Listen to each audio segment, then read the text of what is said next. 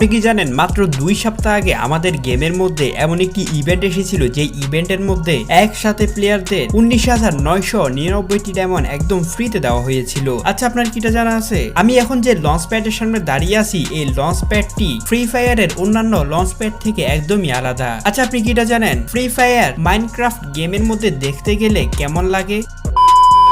আজকের ভিডিও শুরু করব ফ্রি ফায়ারের রোমান্টিক ছেলে পেলে দিয়ে। বর্তমানে ফ্রি ফায়ারে দেখা যায় এমন অনেক ছেলে আছে যারা নিজের জন্য ফ্রি ফায়ার গেমে কোনো একটি মেয়ে পার্টনার খুঁজতে থাকে, কিন্তু সেটা সহজে খুঁজে পাওয়া যায় না। তবে আপনাদেরকে এমন একটি ট্রিক দেখিয়ে দিব যেটার মাধ্যমে আপনি চাইলে খুব সহজেই ফ্রি ফায়ার গেমে যে কোনো মেয়ের সাথে অ্যাড হতে পারবেন কিংবা কথাবার্তা বলতে পারবেন। এই জন্য আপনাদেরকে এই অপশনে ক্লিক করতে হবে। এরপর এখান থেকে সরাসরি আপনি যদি গার্লস ওয়েলকাম সিলেক্ট করে ওয়াল চ্যাটে ইনভাইট পাঠিয়ে দেন, এরপর কিন্তু আপনার গ্রুপে যেই প্লেয়াররা আসবে তারা মেয়ে প্লেয়ার হবে। আর এটা ফ্রি ফায়ারের নতুন একটি আপডেট। এই আপডেটের কারণে আপনি চাইলে ওয়াল চ্যাট থেকে খুব সহজেই যে কোনো মেয়ে প্লেয়ারকে নিজের গ্রুপে আনতে পারবেন। নেক্সট, জনপ্রিয় এক ইউটিউবার যার নাম হচ্ছে জ্ঞান গেমিং, আর তিনি ফ্রি ফায়ারের সিজন 1 থেকে লাইভ স্ট্রিম করেন। তবে সিজন 1 এ তিনি এমন একটি ভুল করেন যেটার কারণে তিনি হয়তো এখনো কখনো না কখনো গিলটি ফিল করেন, মানে খারাপ অনুভব করেন। আসলে সিজন 1 এ তিনি ফ্রি ফায়ার গেম খেললেও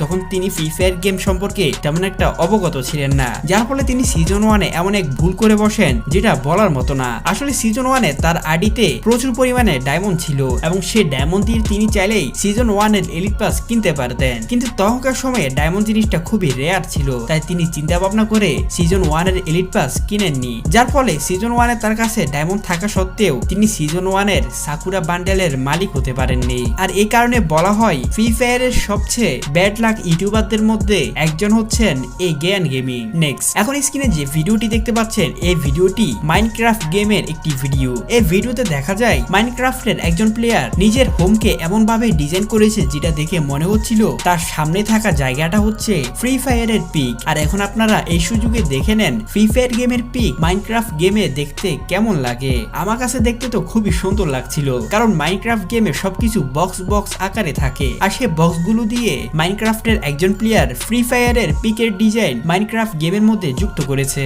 এটা দেখতে আমার কাছে খুবই চমৎকার লাগছে। আপনাদের কাছে কেমন লাগছে সেটা অবশ্যই কমেন্ট বক্সে জানাবেন। নেক্সট, ফ্রি ফায়ারের নতুন র্যাঙ্ক সিজন শুরু হয়ে গিয়েছে, আর আপনারা যারা র্যাঙ্ক পুশ করতে চান তাদের জন্য রয়েছে নতুন একটি ট্রিক। এই ট্রিক ব্যবহার করে আপনারা যারা লুকিয়ে র্যাঙ্ক পুশ করেন তারা র্যাঙ্ক পুশ করতে পারেন। আর এর জন্য আপনাদেরকে শিপইয়ার্ডের এই লঞ্চ প্যাডটির সামনে আসতে হবে। আসলে এই লঞ্চ প্যাডটি হচ্ছে ফ্রি ফায়ারের এমন এক লঞ্চ প্যাড যেটা ব্যবহার করার সাথে সাথেই আপনি খুব সহজে লুকিয়ে যেতে পারেন। এখানে দেখুন, আমি এই লঞ্চ প্যাডটি ব্যবহার করে একদম উপরের দিকে লঞ্চ প্যাডের বাম সাইডে নিশানা করে লঞ্চ প্যাডটি ব্যবহার করে দিয়েছি। আর ফলাফল হিসেবে দেখা যাচ্ছে লঞ্চ প্যাডটি একটু উপরে উঠেই বিশাল এই টাওয়ারটির সাথে ধাক্কা খেয়ে আমার ক্যারেক্টারকে সামনের দিকে আর যেতে দিতে পারেনি, বরং ক্যারেক্টার উপরের দিকে উঠে যেতেই আছে। আর এটা এই লঞ্চ প্যাড ব্যবহার করলে এমনটাই হয়। আর যারা র্যাঙ্ক পুশ করেন তারা এখানে শুয়ে কিংবা বসে র্যাঙ্ক পুশ করতে পারবেন, এমনকি গান নিয়ে এসেও এখানে র্যাঙ্ক পুশ করতে পারবেন। এছাড়া যদি এখান থেকে নামতে চান তাহলে আমার স্টেপ ফলো করে এখান থেকে 1 এসপিও না কমিয়ে নেমে যেতে পারবেন। আর আমি এটা যতবারই ট্রাই করেছি ঠিক